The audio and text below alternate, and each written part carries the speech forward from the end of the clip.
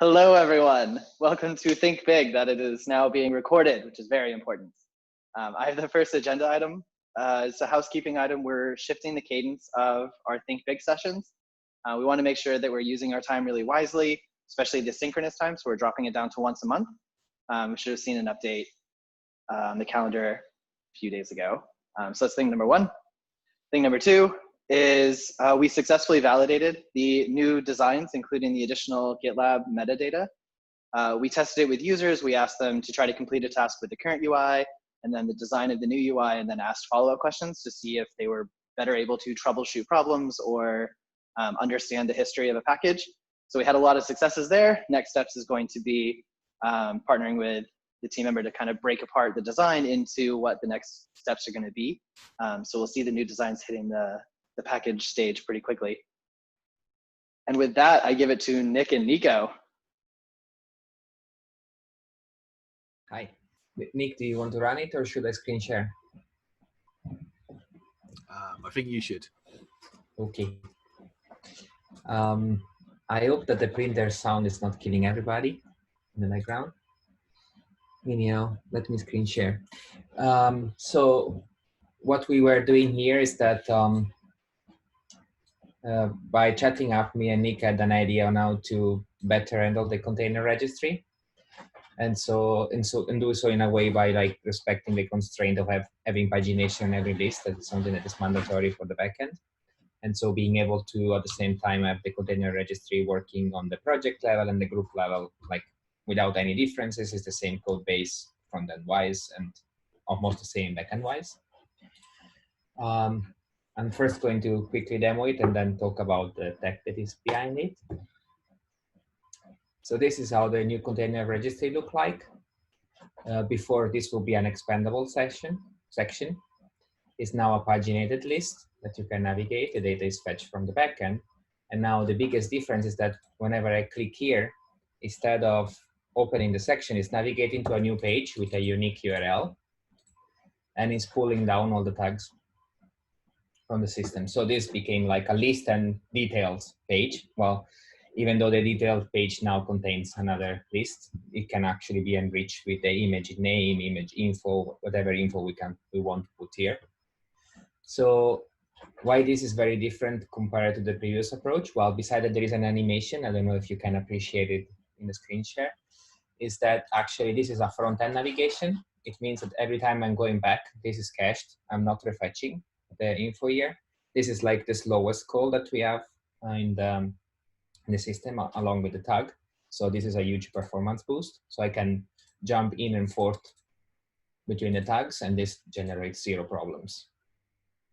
And I said before that this will work on the group. So this is like a project that is on its own. This is a project which is part of GitLab at Instance Administrator group and it has its own tags. Let's pick something. This should have a lot. No? Okay. And if we go in the group level, this is now loading together all the group. The size of the pagination is defined by a constant. This is something that we can adjust. And once again, I can jump in and out of the tag like rather crisply and rather fast. Okay. The bonus here is that this is like on localhost. So there is like the network call is like zero basically, but the call was slow because it's actually the API of the container registry is not the fastest one, but like this, due to the fact that it's separate and this is cached, it feels much faster. As I said, this is a unique page and URL. The only little bump that you see here is that the breadcrumb is going to quickly flash because Rails doesn't know about the last part here, basically, and the JavaScript is taking over to actually update the breadcrumb. But this also means that the breadcrumb is also front-end navigation, and so we can keep the animation and we can keep the caching of the request. So the work that we did behind this is mostly front-end. Of course, there is a little bit of back-end. What we basically enabled pagination on the images endpoint or repos endpoint, however you want to call them. And you can see that here in the code. This is all front-end. So the serializer here has this stuff that we brutally copy-pasted from the tag serializer. and project and group now to just have with pagination, plus the show page, because we need to re-render the navigation back to the index so that the JavaScript can pick up. And this is basically the extent of the backend work to have this working, and the rest is just AML and feature flag to load and unload stuff. Yeah, so this is the gist of it. Comments? Are you, Nico, I just wanted to make sure I heard you properly. Are you saying that this unblocks us from having a group level container registry view? 100% yes. Wow, that's awesome. And yes. how did you come up with this idea? This is awesome. It looks really cool. And I really like I could see the animation on the screen share too. I really like it. Nico's right. The animation is our killer feature. Well, I had the idea that I wanted to finish this, and then we started talking with Nick. I laid out some options, and together we picked out this. It seems like that's the winning one. So the full proof of concept has the same amount of feature that there is in place right now, with the added bonus that now on the group side, you can still delete if you are able to delete. That now it's disabled even in the one that is behind feature flag. And there is a little bit of Aki magic here in the URL, because this that you see up here, it should be like an ID. Normally it should be like image/ID1. That is actually the base 64 encode full path to reach the API. But this is something that we can flesh out outside of a proof of concept. Ideally, this work needs to be split probably in 4 MRs to be able to be manageable. Yeah. Any other questions?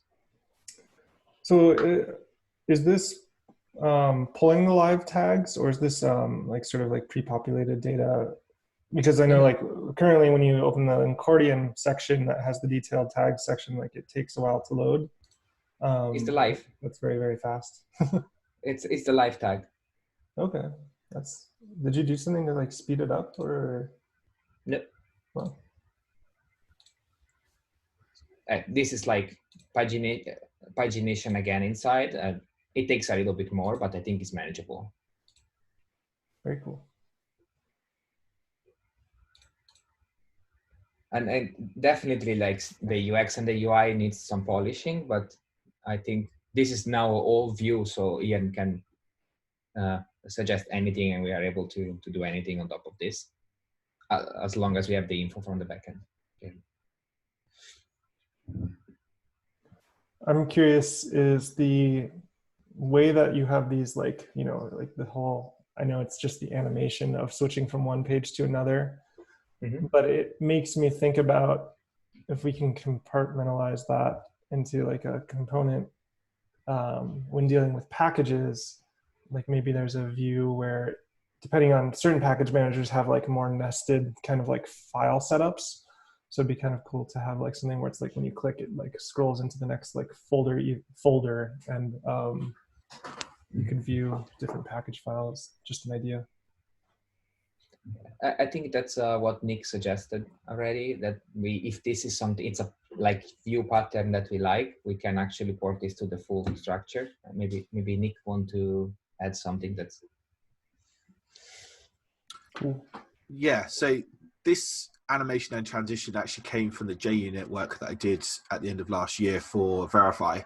But I appreciate that this is actually quite a big UX change and isn't something that is widely used throughout GitLab at this moment in time. So I guess I don't know if this is like something that we want to introduce as a company-wide animation, because obviously if you're going to have certain bits of GitLab working like this and then other bits of GitLab not working like this, it's going to be possibly become a very like jarring experience over time, especially if the animations between different areas aren't the same, or they change, or another group wants a different style of animation, or whatever it might be. And I don't know if we're in a position where we can dictate this kind of, we're going to do this, we're going to roll it out, and you know, we're going to bring this to GitLab. so that's the only thing I'm concerned about with the transition and the animations that we got going on here. In terms of like, if it does get accepted and everybody's happy with this, then this is relatively easy to port over to the package screens. Like a similar kind of thing could happen when you navigate from a list to a detail view and then beyond as well.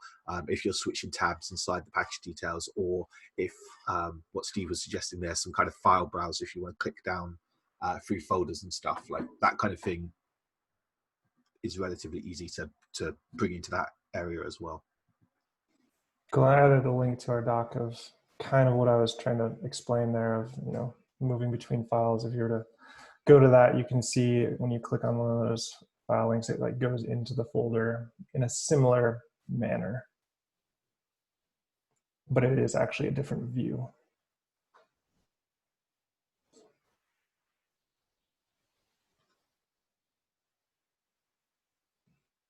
One of the things I'll do, Nick and Nico, is I'll reach out to the rest of the UX team and see, because we don't use this animation or transition anywhere else, to see if there's a reason for it, as well as have a conversation around like how to introduce that properly. It could be something that if you are looking at a detail of a detail of a detail, we kind of offer up that animation solution. But let me check to make sure we do have that nice cohesive product. It would be a little strange if only package is the only one that has this animation and the rest of the app of GitLab doesn't. Might either be a trend or it could just be jarring. So I can look into that for you. As a side note, the animation is the least amount of technical stuff. We can just remove it with removing one character from the components, and the rest will stay. But yeah, thank you, Ian, for taking a look into this. What is your opinion about the usability of this compared to the expandable list? For sure. I think just if it was just what it is now, where it's the same information as the expandable list, just in a new view, maybe not as valuable, but I could see it very quickly coming out into like, this is the full detail view of that, and that experience working out really well. I would want to put it in front of a user and just get their reaction. That's always my answer to that question, so I'm sorry it's not very helpful, but it could be really exciting for sure. It has a lot of opportunities that I'm excited to explore. So we could implement this in parallel with the existing solution and just turn it on and off with the feature flag. This is actually what is running on my machine right now. I can just turn off the feature flag and you will get the old view immediately without problems. So that could be used to like do some testing with the user as well. That's really good to know. And we have some internal projects that have one at the group view that would be useful, and that have many images, so we could test internally pretty easily. I know we have this CNG project that hosts all of the GitLab required images, so that would be a good user test we could run. And well, Dan has a question. Do you want to vocalize it? Yeah, I was just going to say that initial page is the capability to add metadata here. Like, I know this is just sort of a spurious example, but if we have these sort of foobar Baz developer names, it gets pretty, I wouldn't know which one is which, right? If I'm sort of paging through here. I'm just wondering what the endpoint brings back from that specific call that you're getting a list of tags. Not much more than what we are displaying right now, but it's probably something that we can, with some backend effort, modify, as long as the container registry is actually providing that. So.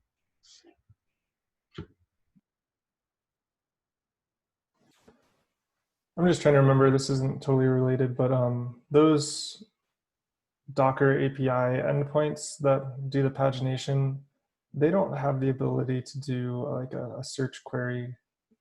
Does anyone remember that? If no one knows offhand, that's fine. We can look it up later. Yeah, I think we were blocked from doing search and filtering because of the API, and sorting because of the time of the API requests. That would be really valuable if we could sort, but I think we're dependent on storing everything in a database or locally, so we could do that.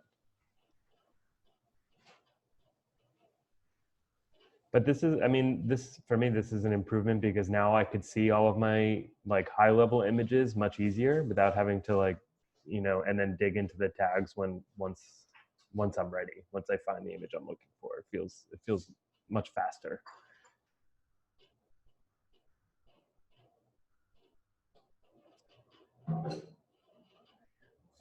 So you mentioned that this would need 4 MRs. Like, how far is this from being production ready? Like, is this something that we could turn on? Is it something that this is a proof of concept that needs to be looked at and recoded before that happens?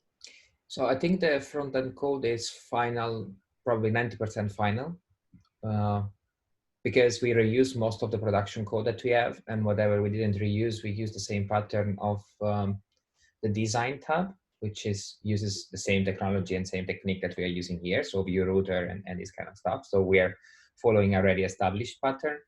The backend, we copy pasted code. So probably a backend engineer can take a look and decide if it's okay or it needs to be redone. And then we didn't write any single test here because for a proof of concept doesn't make extreme sense to invest effort in testing something you may not like.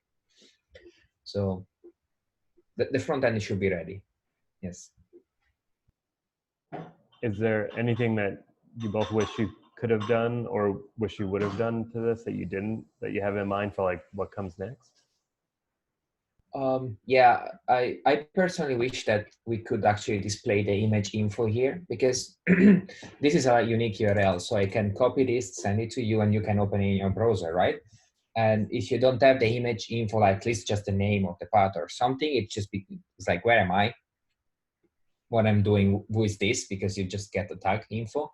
And to do so, there was more backend work needed, because we actually need to pass the information here up here in the URL. And if I start adding details, this URL like grows enormously long, and it's not okay.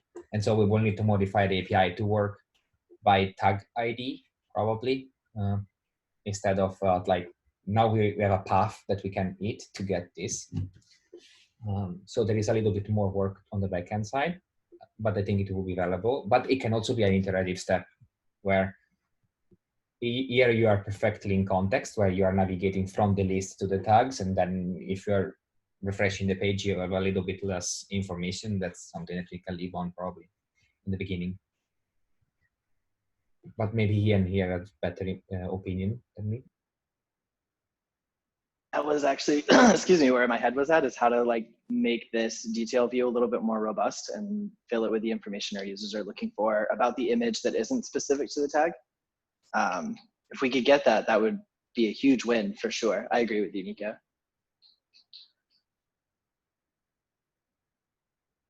Also, I think I forgot to say this. It was a really cool proof of concept. It was worth the hype, Mr. Nico. It's really great to see the different views and us starting to separate the navigation and the experience of it instead of just kind of listing it out bold-faced for the user. I'm really excited by it. When you say the information that you want to display at the top, you just mean the repository name that's listed right there? Yeah, repository name or image name, right? We still have a confusion about that. At least I do. Yeah. Like, is Vue using like a state container where you could, say like, this is the active one that we clicked on and then still have access to that info on the next screen? Yes, but it wouldn't work on the refresh. Because due to the pagination, we are not fetching the previous call, because you don't know where this tag is in which side of the pagination of the paginated list. Got it. Yeah. So you would have it while you transition, but if you refresh, it disappears. That's not the best. So we didn't go that route at all.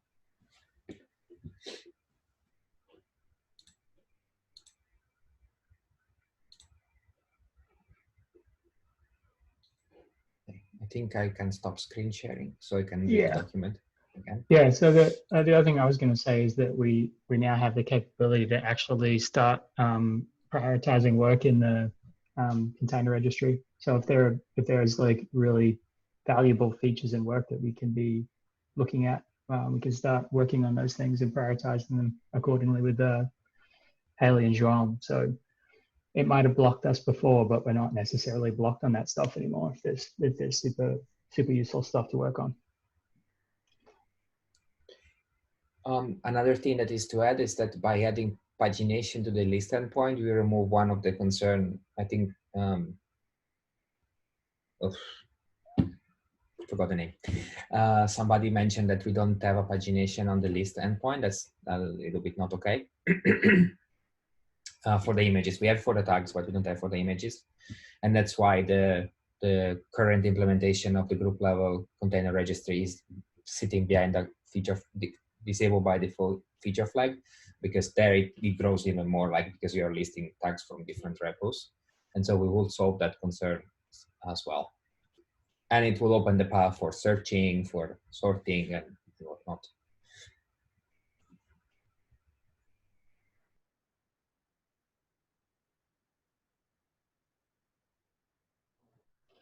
Joam or Haley, do you have any comments on it? Any opinions? It looks good to me. I'm just afraid that most of the stuff that would be good to have, like sorting and filtering and pagination, won't be able to be done before we move to a database for the metadata, because that's the key for everything else. We can't do that by scanning files on the file system. It won't scale.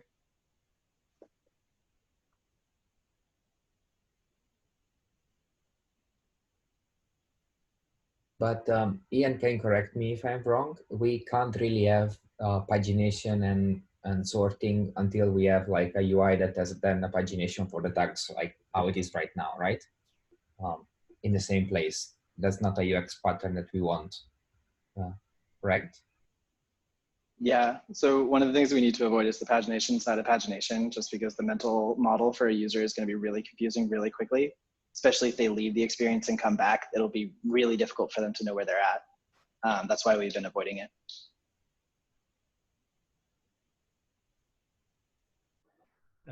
We recently added some metadata to the package details page. We added pipeline info and we were able to pull in branch and commit. That doesn't come from the Docker API. Would we be able to use that metadata as part of this?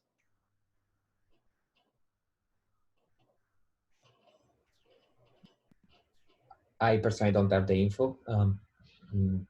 Is it in the API right now? Yeah, I think Gigi added, there's some way that Gigi can track that a package was built via a CI job token. And he can use that somehow to traverse the database or whatever it is to find out which pipeline generated that version of that package. So I don't know if the same can be applied to containers or containers deployed via CI/CD. So I don't know, maybe it's worth having a word with Gigi, because the actual displaying of that information is really easy. It's the linking that's the hard bit. So if he can do the same kind of thing with packages working back from that token, then yeah, it should be relatively easy to add on the front end. I think part of the difficulty there is that with Container Registry, you can kind of just bypass GitLab pretty much altogether and just push right to the registry. And so images that are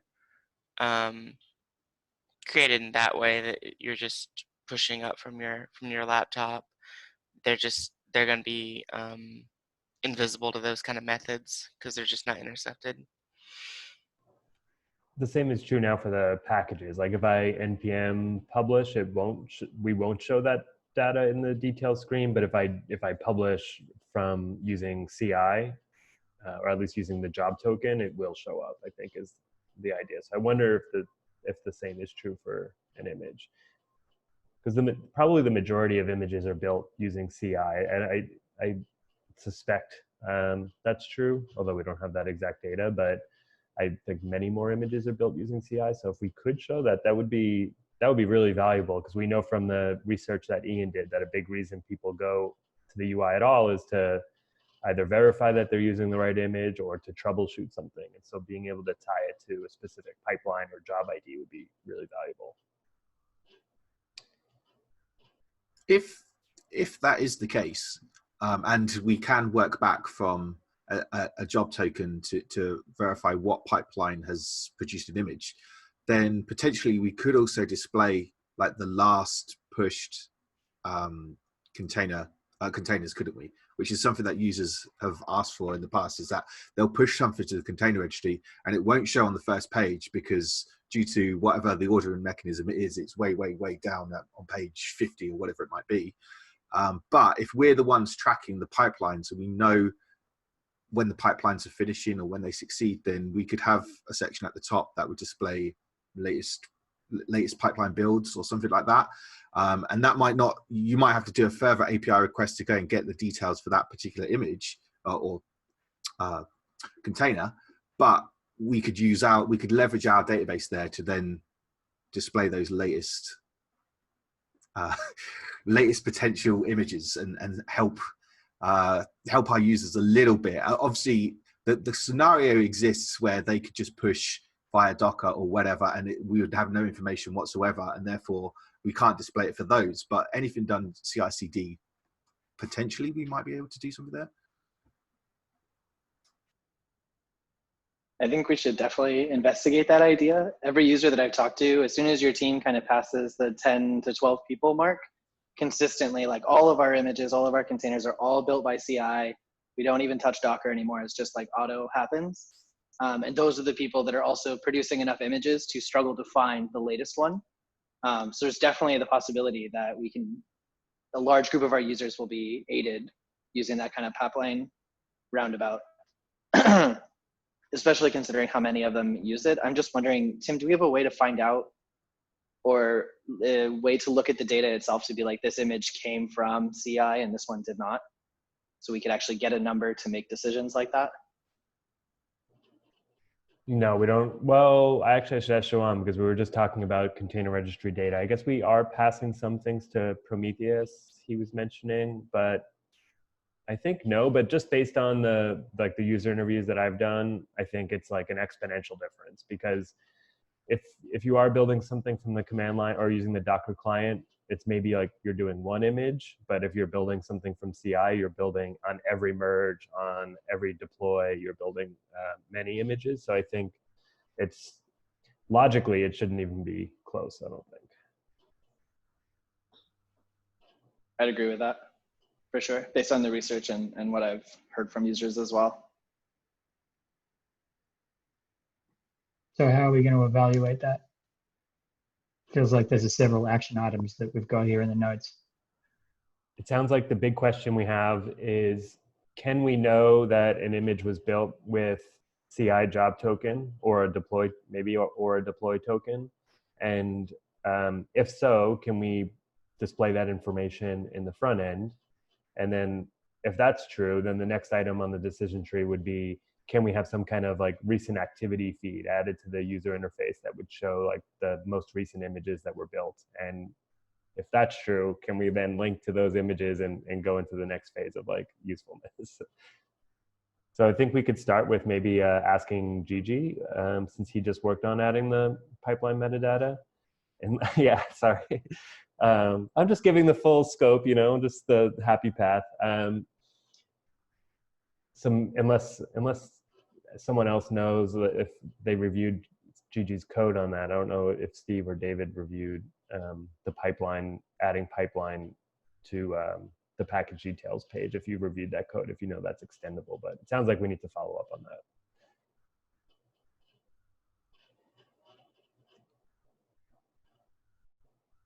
I don't recall. I know I looked through it, and I'm pretty sure that you are correct, that we can. But I think it's actually, yeah, I don't remember exactly, but I'm pretty sure the answers to those are yes. But I'd have to revisit. It's been a little while. So maybe the best thing is for me to just open an issue and just say add this data to the container registry, and we can ask Gigi and for feedback, and we could look into it.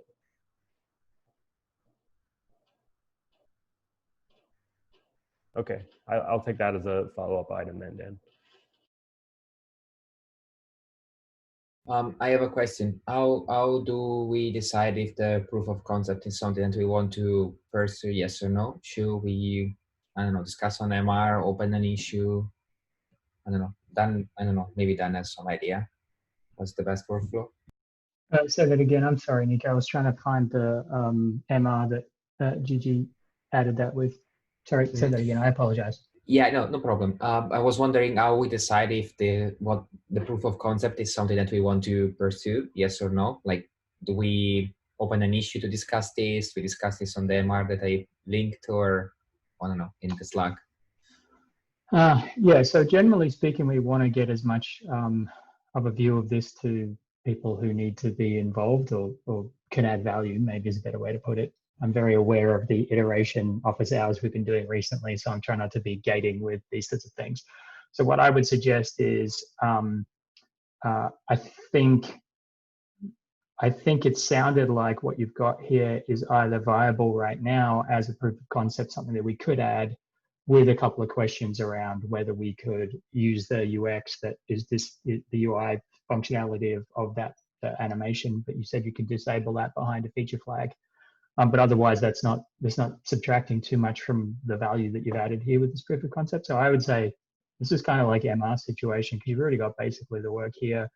You want to get an issue for a back-end engineer to be able to go do that work that you identified earlier. So you'd want to build that issue. So I would say MR and an issue tagged with package triage to get someone to do it. When you actually create that, you're going to want to request Tim and Ian look at it with a little more detail. It sounds like both of Tim and Ian are pretty happy with it so far, like we all are, because I think it's pretty great. But you really want to look at it as like, how can we get there? This conversation we're having around tracking whether something was created with a CI through CI or not, is sort of a separate functionality. So I would just sort of add that as a value add after the fact. But I would want to get this in an MR state ready to merge as soon as possible with as minimal effort as possible, because you've already done all of the work by the look of it. So yeah, and just while I'm blabbing on about it, this is really cool. Thank you so much for both of you to putting in the effort and really like trying to make things better. It's super awesome. Thank you very much. Does it answer your question though? Yes, of course. And as a follow-up to that, with so as a follow-up to that, so that's what I was seeing in the MRC. Thanks for that comment around whether we can identify images built using CI. Steve commented saying that we can do so for packages right now, but not images in Container Registry. That's super cool. Some of these things might not be a heap of work. So these are the areas where we used to do the architecture forum. This is an area where, hey, let's create an issue, have a discussion around the technical feasibility of this involving, in the case of Container Registry work, Joao and Haley would be necessary, but, include everyone anyway, and try to work through how we would actually achieve that, because this seems like pretty valuable and it may not be a heap of work. I mean, it could be, but we have to investigate. So I would say out of this, we want to go MR issue for the back-end work. Actually, you could even just create another MR for the back-end work because you already did it, and just go, hey, here's the MR that we probably need help with. Yeah, I mean, it's easy to split. So yes, if we can go directly to the MR, it's not a problem. Yeah, I mean, always go to direct to MR if you can. I mean, you want to bypass that, but we do want to describe what we're trying to do, I think, and it's worthwhile doing that. And then we sort of want to do a research issue around adding this functionality for Container Registry or anything that is required. And I think the other thing we talked about was searching and all that sort of stuff. And as Joao mentioned, we could end up not being able to do that effectively until we have sort of looked at the back end for manifest storage so that we can actually practically go search and do that sort of thing. So that might be a not quite yet sort of scenario, but it's worth sort of generating that issue / whatever you want to do to sort of record that.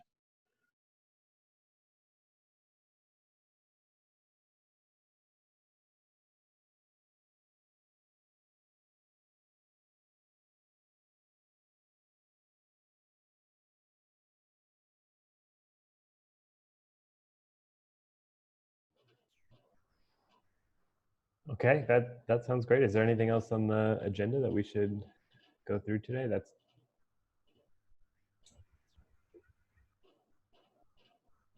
I didn't have anything else from me or on the agenda.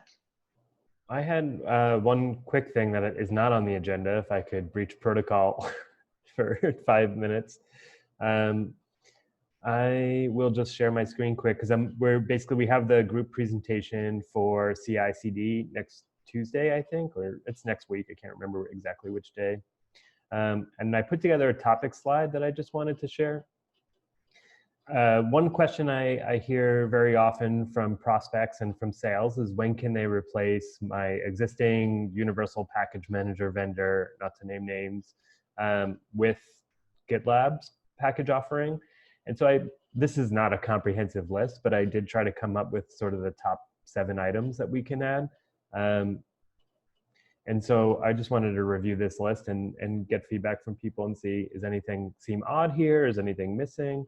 Or is anything concerning? So I think based on feedback from Sid, one of the things that we heard is one of the most high leverage things we could do is use our community to drive additional contributions for package managers and enabling them to do that. So we've taken steps to move in that direction.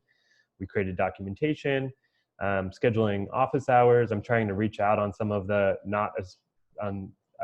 the issues like cargo, which are not as, I don't hear as often from our enterprise customers, but are popular in the community. So I'm trying to see if we could drive more contributions. And of course we have our the PHP contribution that's moving, and one for Terraform. So this is something that's high leverage that we could do. In terms of the private registry support for the most commonly used package manager formats, this is the list that I hear from almost every enterprise customer. Whenever they ask me, when are you going to support X? It's in this list. And obviously we have .NET and PHP in progress. Python is scheduled for coming up next. And then the 3 that we'd like to get to, hopefully in maybe in 2020, is Ruby, and then RPM and Debian, or Debian, I don't know how you pronounce it. The next item on here is providing local, remote, and virtual repositories. So this is basically the ability to pull, right now we only allow users to pull from their GitLab private registry. We would want them, if you can't find an item, if you're let's say for NPM, you're looking for a package, it's not in your GitLab private registry, you can go out to npmjs.org and it'll look for it there.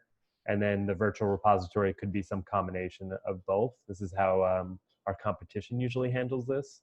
And actually there's an issue that I'm hoping to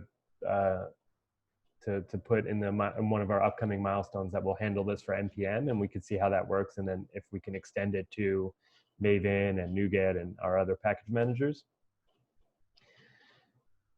This next item is simplifying the naming conventions. We've talked a lot, we've talked about this in our early Think Big sessions. I think this will be, I specifically call out self-managed instances here because it's not probably, like we've talked about, it's not so simple for GitLab.com just due to naming collisions. But for self-managed instances, this is something that we could do and I think would be really valuable.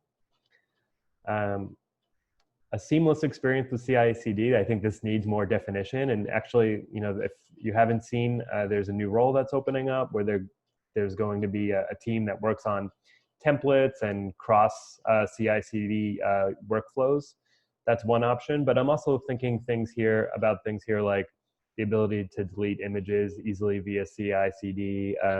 There's some issues I've seen where people are saying, why do I have to, in every time, log into Docker from CI/CD if I'm already logged into GitLab? Or, you know, maybe there's other things that we could do to streamline people's workflows. One option is expiring images the way that we do artifacts, things like that, just making it as easy as possible for people that are using GitLab pipelines. The proxying and caching of packages for faster and more reliable builds. I could probably add more secure here as well. And then having policy-driven management features, like we're working on the expiration and retention policies, and then also things like quotas and limits is something I hear consistently for GitLab and for our large customers. They want the ability to set limits to things like what size packages or images can be uploaded, total size limits for given projects and groups, and then ways of enforcing that. Like I said, there's more things here that need to be done, and this is the devil's in the details, as they say. But if I had to say like 7 steps for us to replace other vendors, these are the things that I'm thinking of. So I just wanted to, before I present that or put this in the presentation for next week, I just wanted to share it with everybody here. The last point, quotas and limits, that sounds like something that is going to clash with the container registry implementation a lot, right? Why do you say that? Correct me if I'm wrong, I mean, Jao or Ailey, but I don't think the container registry has something that can out of the box have quotas per user, right? So that's why we basically proxy everything through GitLab, that we can achieve something like that. Yeah, I think that might be a requirement. That's definitely a bigger project. So they started, when I first started, Marin's team and the delivery team were working on the dashboard, which shows how much size you're using for packages. They tried to do it for the container registry, and it was an impossible problem to solve just because of the size and the way that we're storing data. But it is something that, when you look on a long enough horizon, I'm not talking about in the next 6 months to do this, but if you're looking at over the next, year, 2 years, 3 years, I think it's something that we'll need to get to, because it is something that we're going to want for GitLab, and that our customers are going to want. What do you hope as seeing, like, when all of these will be completed by? Well, I think my stated goal in our direction page is that within 3 years, so I guess by 2023, that we can have 90% of our customer base off of those other package manager vendors.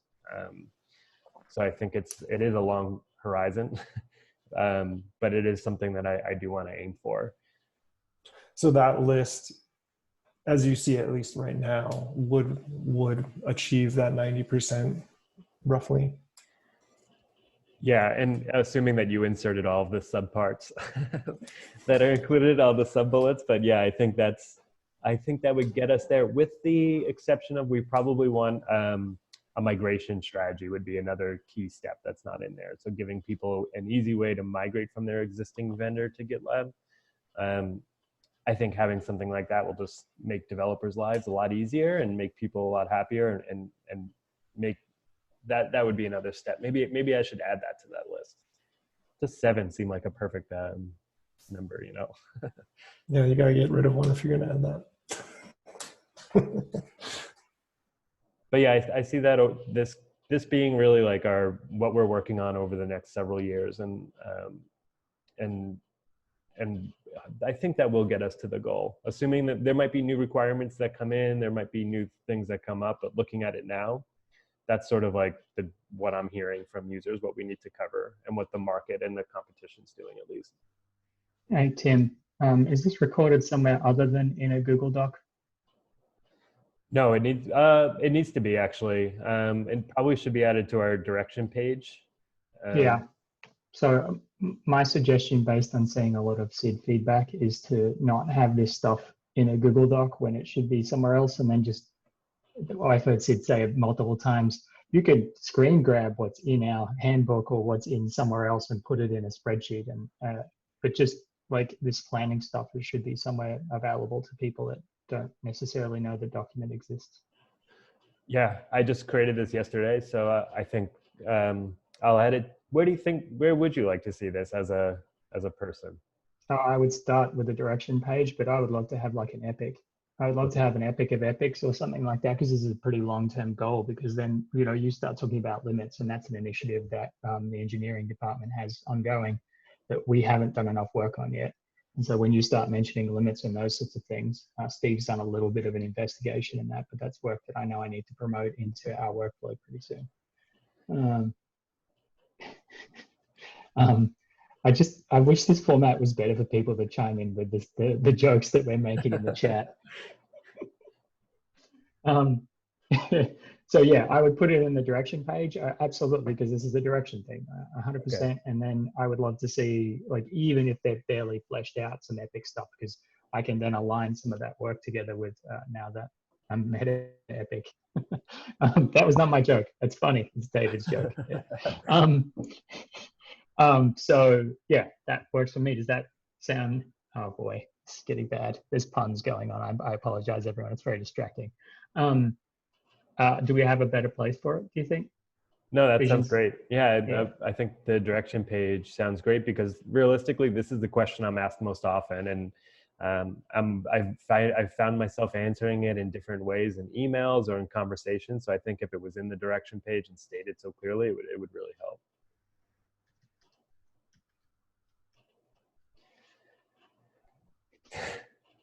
All right, I'm gonna stop recording so we can make more official puns.